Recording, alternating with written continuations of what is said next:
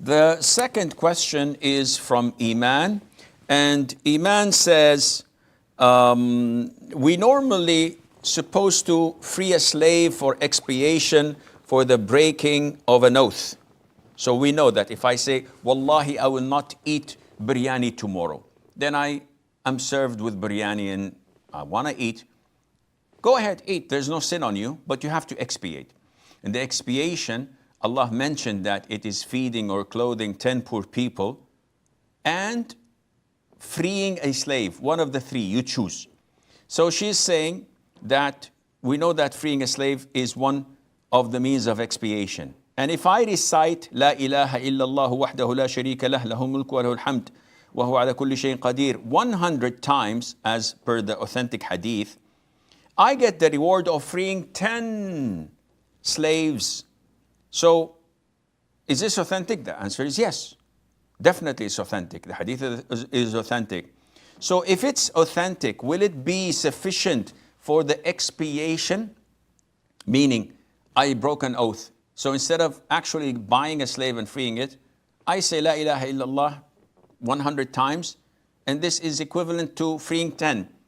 So I have 1 down and 9 to go. And if it isn't authentic, what's the reward? Well, the hadith is authentic without any doubt.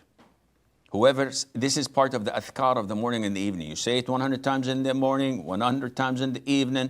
Allah Azza wa Jal would reward you as if you had freed 10 slaves and would erase 10 bad deeds and reward you with 10 good deeds, with 100 good deeds, and elevate you in Jannah accordingly. Now the question is, does this suffice my expiation of my oath? The answer is no. Why? Because there is a difference between al-jaza and al-ijza. What does that mean, Sheikh? We don't understand Arabic. I'm coming to you. Come on, hold your horses. Jaza means reward.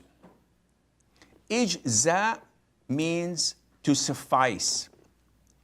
So the reward of saying La ilaha illallah to the end, the reward is as if you had freed 10 slaves. But this does not suffice for actual expiations of freeing a slave. And I'll give you another example that would make it clearer to you. Saying, قُلْ هُوَ اللَّهُ أَحَدٌ, Surah Al-Ikhlas. The Prophet said it's equivalent to 1/3 of the Quran.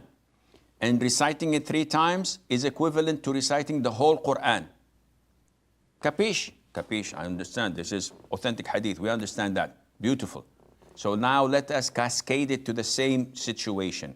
If I were to pray Fajr prayer, for example, or any voluntary prayer, and I don't recite the Fatiha, I just recite قُلْ هُوَ اللَّهُ أَحَدٌ 3 times in the first rak'ah, 3 times in the second rak'ah, as if I've recited the whole Quran. Would my prayer be valid or invalid? No doubt that it would be invalid. Why? Because I did not recite the Fatiha. Yet it was included in reciting the whole Quran when I read the Surah Al-Ikhlas 3 times. This is the reward you'll get, but it doesn't suffice from reading the Fatiha itself. And I'll give you a second example, and with that we will answer your question, inshallah. The Prophet said, whoever prays Fajr in congregation and remains in the masjid, remembering Allah Azza wa Jal until the sun rises, then he prays 2 rak'ahs, this would suffice him as if he prayed, as if he offered Umrah and Hajj. Complete.